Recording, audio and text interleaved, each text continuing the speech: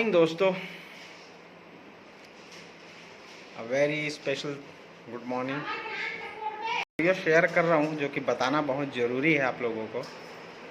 मेरे साथ अभी एक घटना हुआ है पिछले 2 महीने पहले, सितंबर 4 2025 को। काफ़ी लोग जानते हैं, काफ़ी लोग नहीं जानते और आज भी पूछते हैं हुआ क्या था उस दिन। तो इसी विषय में वो वीडियो मैं बना रहा हूँ।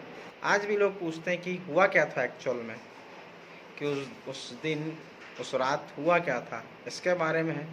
तो ये घटना जो मेरे साथ हुई उसकी शुरुआत होती है यहाँ से, हमारे साहिब जी से, ए सदगुरु कबीर साहिब। किसकी सज़ा दे रहे हैं आप देखो, दिखाता हूँ मैं क्या हुआ था उस दिन और क्यों हुआ था। उसके पीछे की असली वजह जो है मैं बताता हूँ आपको। चलिए। तो दोस्तों, ये हमारे कबीर साहिब के ग्लास की प्रतिमा है जो हमने लगाई हुई है ना। तो देखिए, ये ग्लास सामने की तरफ आ रहा है यहाँ से।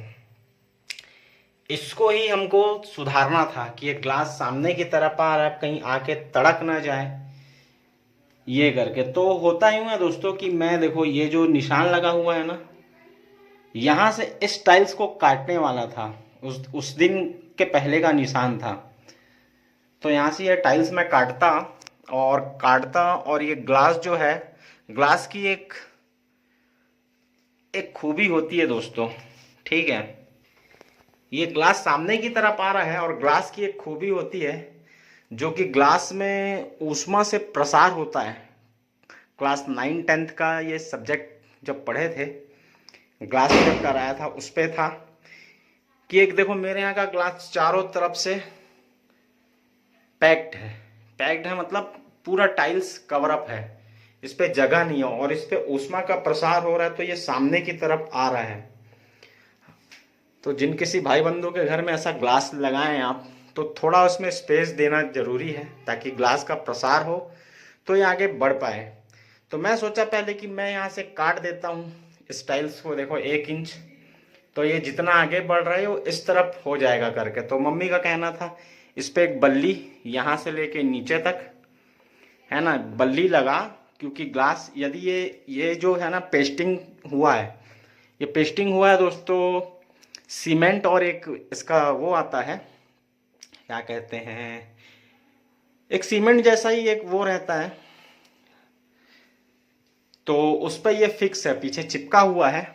तो ये आगे ना आ जाए और तड़क ना जाए करके मैं इसको, मेरे को काटने बोली। तो मैं सोचा ये तो उतना चिपका हुआ है तो छोड़ेगा नहीं इतनी जल्दी, तो यहाँ से काट देता हूँ करके। अब होता क्या है, मम्मी कहना था कि यहाँ बल्ली, यहाँ से एक लकड़ी या बल्ली यहाँ से लेके यहाँ तक लगाओ ताकि ये सामने ना आए, हम काटें इसे। तो मम्मी का कहना था कि ये सामने ना आ जाए, यदि काटे तो मेरे ऊपर ना गिर जाए, इसलिए इस पे बल्ली लगा दे करके। तो मैं इस बात को 3-4 दिनों तक टाल दिया कि नहीं, मैं इसको ऐसे ही काट देता हूँ, ये नहीं गिरेंगे साहिब जी का जो प्रतिमा इनकी लगी हुई है। फिर भी मम्मी मानी नहीं, तो फाइनली मैंने इसका नाप लिया और एक चले गया बल्ली काटने। अब आइए एक्चुअल में क्या घटना थी वो बताता हूँ। तो चलिए दोस्तों, मैं आपको दिखाता हूँ कि उस दिन मैं कर क्या रहा था रात के 8:30 बजे। इस वीडियो में आपको पता चलेगा। और मैं अपनी इस वक्त जो चल रहा हूँ, ठीक है, अभी तो मैं वॉकर लेके चलता हूँ, घटना 2 महीने हो गया, आगे बताऊँगा। अपनी रोल्स रॉयल पे हूँ, देखिए ये मेरी रोल्स रॉयल है और इस पे ही मैं भी चलता हूँ, फिरता हूँ। आइए। हाँ तो दोस्तों, ये जो बल्ली दिख रही है ना, पहले ये लंबी थी, ठीक है। इसी बल्ली को मैं काट रहा था, देखो काटने का टेक्निक देखो।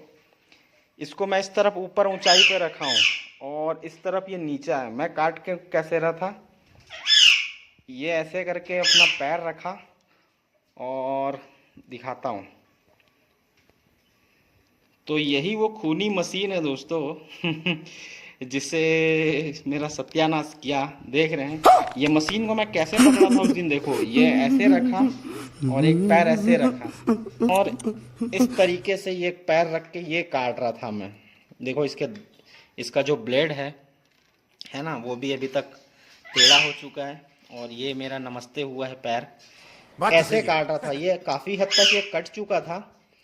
उसके बाद ये क्या हुआ ना क्या, यूं छटका और मेरे पैरों पे ऐसे आया, ऐसे करके काट रहा था और ये छिटक के ऐसे इस तरफ चल गया और इस तरफ चलते हुए ऐसे करके ये नीचे की तरफ गिर गया। और ये गिरा तो ये चालू ही था। अब मैं देखा कि मेरे पैर कट गया है मेरा पैर। तो ऐसे मैं काट रहा था, फिर देखा मशीन चल ही रहा था। सबसे पहले मेरे को मशीन बंद करना था। मैंने मशीन को फिर बंद, देखिए वहाँ पे मशीन का प्लग लगा हुआ है। मैं यहाँ से गया पूरा और मशीन को बंद किया, ठीक है। मशीन को बंद किया और पूरा यहाँ पूरे पोर्च में ब्लड हो रखा था, पूरे पोर्च में ब्लड था। और मैं सिर्फ यहाँ पे ही खड़ा हुआ था। ये जो सामने आप देख रहे हो, मैं यहीं खड़ा हुआ था। फिर पापा मम्मी को मैं चिल्लाया पापा टीवी देख रहे थे, मम्मी खाना बना रही थी। तो होता क्या है उस दिन, तो ऐसा तो ये हुआ, फिर मैं पूरा देखा कि यहाँ पे ब्लड ही ब्लड है ना। पूरे पोर्च पे पूरा ब्लड था, इस तरफ इस तरफ। मैं रूम की तरफ गया नहीं, अंदर मैं चढ़ा नहीं, सोचा पूरा ब्लड होगा। पापा को बुलाया, पापा आए, फिर कहा उनसे पैर बहुत जम के कट गया है। मम्मी भी आई, देखी, वो तो देखी नहीं उस समय चोट मोच को, लेकिन ब्लड से समझ गई थी कि बहुत ज़्यादा कट गया है। तो फिर कपड़ा मंगाया, मैं कपड़े से पैर को दबाया। मम्मी को बोला जाओ पड़ोसियों को बुला के लाओ, तो मम्मी गई पड़ोसियों को बुलाने। आए वो लोग, फिर वो भी देख के हैरान हो गए कि इतना ज़्यादा ब्लड नहीं कर रहा है, कितना बड़ा कट गया है, क्या हो गया है। और रानी थी नहीं उस समय घर में, रात का 8:30 बज रहा था, वो खूनी रात। तो हमारी एक शॉप है, वहाँ गई हुई थी, शॉप पे थी। फिर उसको कॉल किए, वो आई, वो देखी, वो भी थोड़ा सा चौंक गई कि क्या हो गया आज इतना ब्लड। यहाँ खड़ी थी दरवाजे पे, वो देख के फिर वो उसका बेहोशी उस टाइप का, मतलब अचानक किसी चीज़ को देख लो तो उसके बाद फिर सबसे पहले तो मेरे को यहाँ के हॉस्पिटल में लेके गए। यहाँ के हॉस्पिटल में मैं गया, जहाँ पे मैं रहता हूँ, BMY में, भिलाई में, सनशाइन नाम का हॉस्पिटल है। अब वहाँ पर मैं गया, जैसे तैसे वहाँ के डॉक्टर बोले भाई, जब चोट को देखे वो लोग, सब किसी को पता नहीं था कि एक्चुअली में हुआ क्या। उस दिन मेरे को भी नहीं पता था कि मेरा जो चोट है उसमें टेंडल कट गया, टेंडल, ठीक है। अब टेंडल क्या होता है वो भी बताऊंगा आपको, और कटता है तो कैसा होता है, क्या होता है।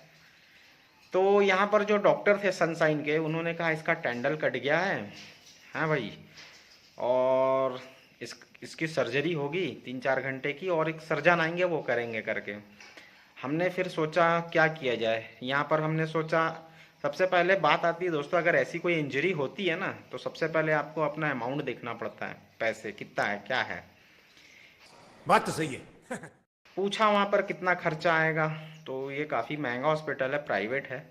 उन्होंने मतलब अंदाजे से 1-1.5 लाख रुपए तक का बताया था। और हाँ, मेरे पड़ोस में एक मोना नाम की लड़की रहती है, मैं उनका स्पेशल थैंक्स करना चाहूँगा, धन्यवाद मोना दीदी हालांकि उम्र में छोटी है तो फिर वो नर्स है पेशे से, वो हमारे छोटी सिस्टर है जैसे। उन्होंने कहा कि हमारे यहाँ मम्मी को, बड़ी मम्मी, ये जो चोट लगा है इसकी, अगर यहाँ पे हम इलाज इसका कराते हैं तो लगभग 1-1.5 लाख रुपए खर्च आएगा। यहाँ ना करा के हम इसको एम्स में लेके चलते हैं भैया को, यानी मेरे को। तो फिर ऐसे फैसला हुआ। और क्या हुआ दोस्तों, अब मेरा तो यहाँ पे, मैं घर से जो कपड़ा बांध के गया था उस पर टॉवेल, अब उसको ये लोग साफ किए यहाँ देखने के लिए, तो बताता हूँ हुआ क्या। तो जैसे वो स्प्रिट आता है ना, क्या कहते हैं, डिटॉल, जिसे वो घाव साफ करते हैं, चोट को साफ करते हैं, तो जब उसमें स्प्रिट लगाए और साफ किए, तब इतना जो दर्द हुआ, चरम सीमा पे था, मेरे सहन शक्ति की चरम सीमा थी। जब चिल्लाता था पूरा हॉल गूंजता था, जब चिल्लाता था मैं दर्द से कहराता था तो पूरा हॉल गूंजता था। अगल बगल अड़ोसी पड़ोसी थे, सब शांत रहो बोलते थे। मोना भी थी, मम्मी लोग तो थे नहीं वहाँ पे। और जैसे ही फर्स्ट टाइम वो डॉक्टर चोट को देखे, और समय वहाँ पर रानी हमारे यहाँ सिस्टर खड़ी थी, वो देखी तो वो इतना जम के चिल्लाई कि ये कितना बड़ा क्या कट गया, इसको जल्दी ठीक करो, कैसे हो गया भाई के साथ, ऐसा कुछ वो बोली, मेरे को अच्छे से याद नहीं है। फिर ये बात हुई, फिर हम गए एम्स। रात को 10:30 बज गया, यहाँ मेरे को 8:30 बजे की घटना। एम्स पहुँचते पहुँचते तो 10:30 बज गया रात का वहाँ। उसके बाद करीब करीब 2-2:30 बज गए मेरे को वहाँ पर मेरा पर्चा वर्चा भरने में। फिर वहाँ की सर्जन आई, मैडम जो थी, अब वो इंग्लिश में पूछे दोस्तों, वो है साउथ इंडियन, मैं हूँ देसी इंडियन छत्तीसगढ़ का, कि मतलब कैसे हो गया, व्हाट डू वांट, क्या हो गया बताओ, ऐसे वैसे। फिर उन्होंने थोड़ा हिंदी में भी पूछा तो समझ आने लगा। तो फिर मैंने बताया कि ऐसा ऐसा बात है।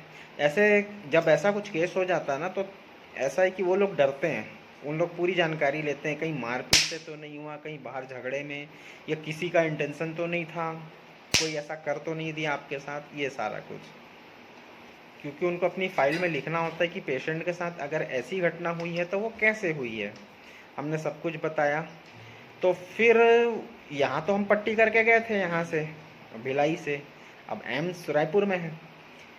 तो फिर होता यूँ है दोस्तों कि मैडम बोलती है कि इनकी चोट को मेरे को देखना पड़ेगा, और कितना चोट है और क्या नुकसान है। हम बता भी रहे हैं कि टेंडल कटा हुआ है।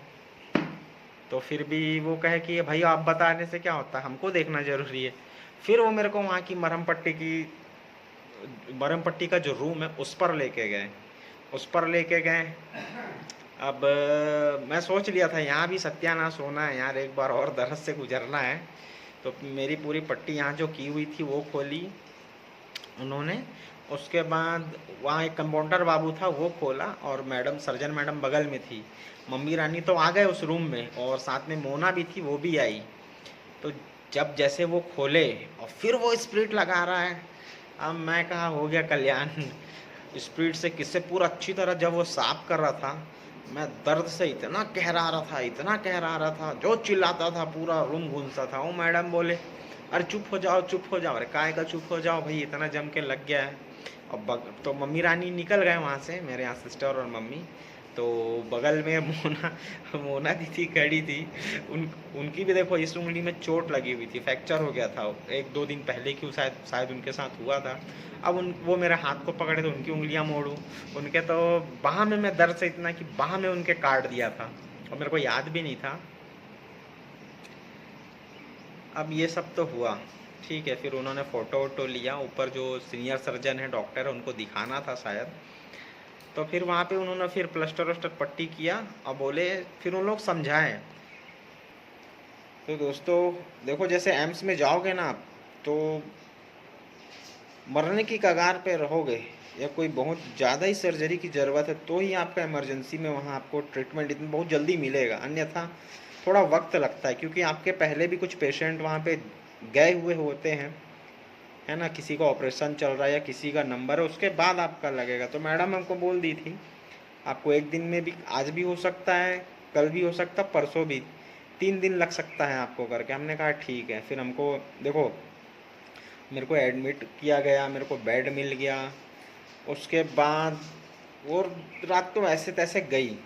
उसके बाद नेक्स्ट मॉर्निंग में हम सोच ही रहे थे, उन्होंने कह दिया था कुछ खाओ वाओ मत, आपकी सर्जरी होने वाली है, आपको भूखे ही रहना है, पानी भी नहीं पीना, थोड़ा बहुत गला गीला करने को आप पी सकते हो करके। हमने कहा ठीक है।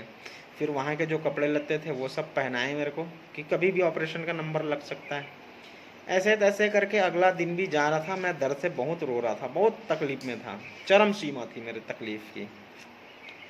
तो फिर रात का जब 10 बजा, फिर बर्दाश्त नहीं हो रहा था, मम्मी बगल में बैठी थी, तो मैं कहा मम्मी कुछ करो। तो फिर मम्मी, अब देखिए भगवान का चमत्कार किसे कहते हैं, इस वीडियो में ये भी दिखेगा। पहले तो जो होनी था वो हुआ, मैं 3 दिन तक उस काम को टाला, चौथे दिन काम किया तो सत्यानाश। अब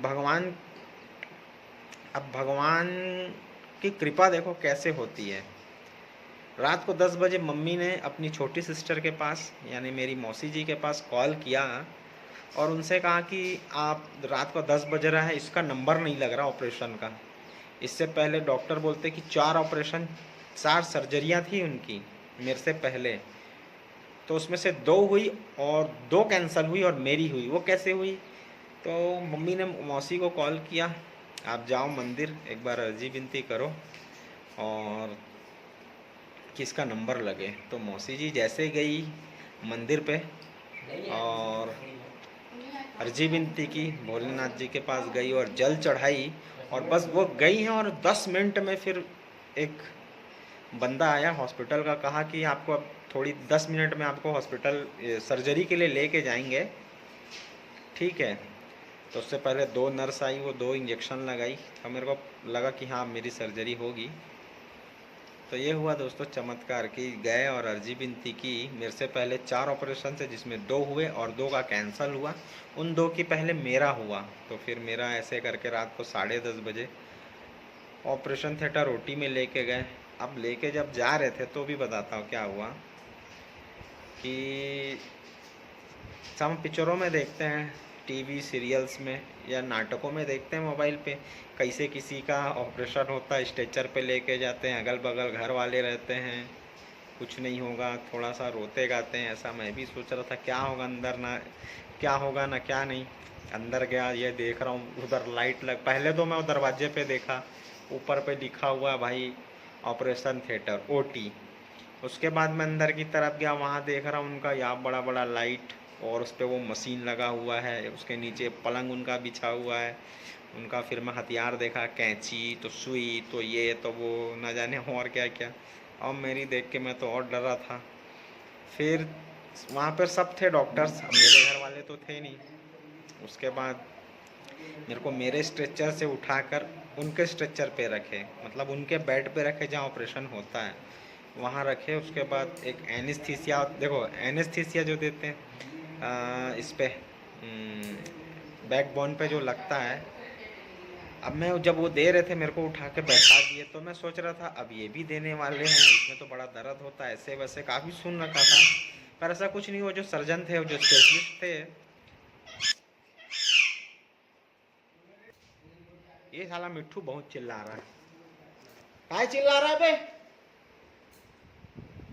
चुपचाप रह, साले वीडियो बना रहा तू, चले चुप है।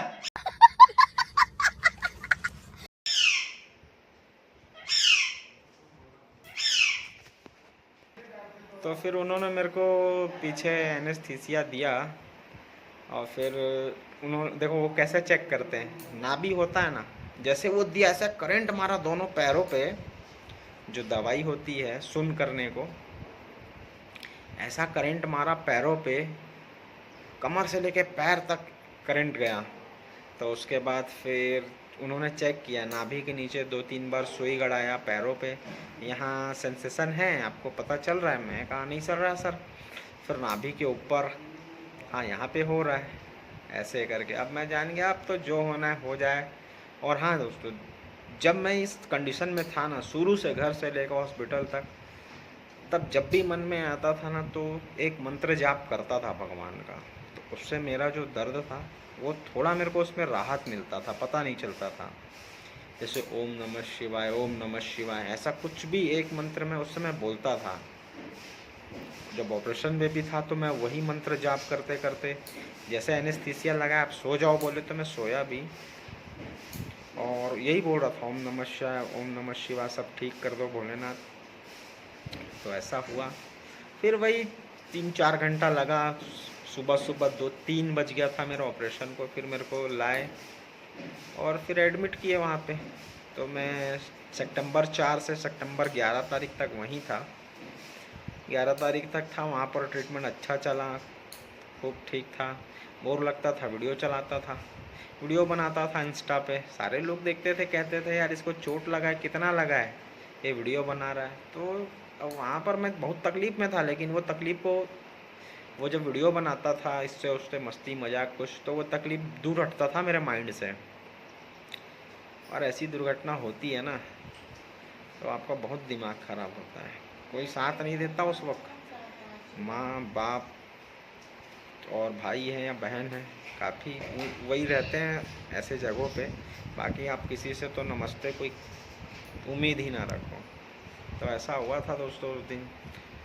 देखो जब मैं उस बल्ली को काटने से पहले, देखो होनी कैसे होता है, जब मैं उस बल्ली को काटने को तैयार था, उससे पहले तो 3-4 दिन तक मैं टाल दिया कि वो काम नहीं करूँगा। लेकिन फिर चौथे दिन मैं किया उस काम को। जब उस मशीन का मैं ब्लेड लगा रहा था ना, तो भी मेरे मन में लग रहा था। तो दोस्तों, जब मैं उस मशीन का ब्लेड लगा रहा था ना, तो भी मेरे मन में शंका हुआ, काटूं कि नहीं काटूं, कैसे काटूं, क्योंकि वो मशीन बहुत स्पीड चलता है। काटूं कि नहीं, कि हाथ वाली आरी से काट दूं, मेरे पास वो भी मशीन है, सॉरी ये हाथ वाली आरी है। नहीं यार, इससे 2 मिनट में कट जाएगा, मेरा काम बन जाएगा। ये सोच के मैं सिर्फ 2 मिनट सोच के मैं उस बल्ली को काटा, और सोचो क्या हो गया। और उस समय में जब मैं काट भी रहा था तो उसको लेज़ी था, उतना ज़्यादा वो नहीं था उस पर। तो ऐसा हुआ, और आज मेरी हालत ये है। तो मैं चल भी रहा हूँ, मेरे 4 पैरों पे दिखाता हूँ, मेरे 4 पैर टोटल हो गए 6 पैर। क्यों चिल्ला रहा बे? खाने को नहीं मिला क्या तेरे को? शान से रहे। ये मेरे 4 पैर, और ये मेरी मर्सिडीज सॉरी रोल्स रॉयल खड़ी हुई है। डॉक्टरों ने कहा है कुछ दिन लगेगा आपको चलते। मेरा पैर है, ये 2 उंगलियों का टेंडल जो ऐसे आता है, ये यहाँ से देखो कैसे कटा है। ये यहाँ से लेके पूरा इस तरफ ऐसे चल गया था, वो ऐसे कटा। अभी भी इसमें थोड़ा सूजन है। और ये 2 पैरों की उंगलियों का टेंडल कटा हुआ है ना। ये आज इसकी ऐसी हालत है। जो टेंडल की रिकवरी है बहुत लेट होती है, धीरे होती है। देखो टेंडल होता क्या मैं बताता हूँ। टेंडल होता है दोस्तों, ये जो दिख रहा है ना नस, ये उंगलियों का, ये देखो ये 3 और ये 4 लास्ट का, यही होता है टेंडल, जो उंगलियों को मजबूती देता है, जिससे हम चलते हैं, कूदते हैं, खेलते हैं, मूवमेंट करवाता है वो। एक्चुअली में बॉडी के किसी हाथ का, पैर का, वो होता है टेंडल। टेंडल एक बार कट जाए तो पहले की तरह वो 90% होता है। आप उससे हर काम वो कर सकते हैं, ऐसा कोई दिक्कत नहीं है। वक्त लगता है थोड़ा, 6 महीना, 9 महीना, 1 साल, 1.5 साल ऐसे भी लग सकता है। वो निर्भर करता है कि आप क्या सोचते हो, और डॉक्टर ने कैसी सर्जरी की है, आपका जो रिकवरी पीरियड जब चलते रहता है, आप उस पर कैसे बिहेव करते हो, क्या खाते हो, एक्सरसाइज करते हो कि नहीं करते हो, सारा कुछ उसके बारे में मैं एक वीडियो बना दूंगा। तो इस वीडियो में दोस्तों यहीं तक। अभी तो मैं स्वस्थ हूँ, मस्त हूँ, चल रहा हूँ अपने पैरों पे, चाहे सहारे से ही क्यों ना सही। और कुछ दिन लगेंगे, उसके बाद तो मैं अपने पैरों पे ही चलूँगा। खैर तो दोस्तों, बने रहिए इस वीडियो में। वीडियो कैसा लगा बताइएगा ज़रूर कमेंट करके, है ना। और किसी भी चीज़ को अगर आप करते हो, ऐसा कुछ भी काटने फिटने या कुछ भी कोई काम है, उसको सीरियस होकर कीजिए। चलता हूँ दोस्तों, तब तक बने रहिए मेरे साथ। Bye bye, good bye.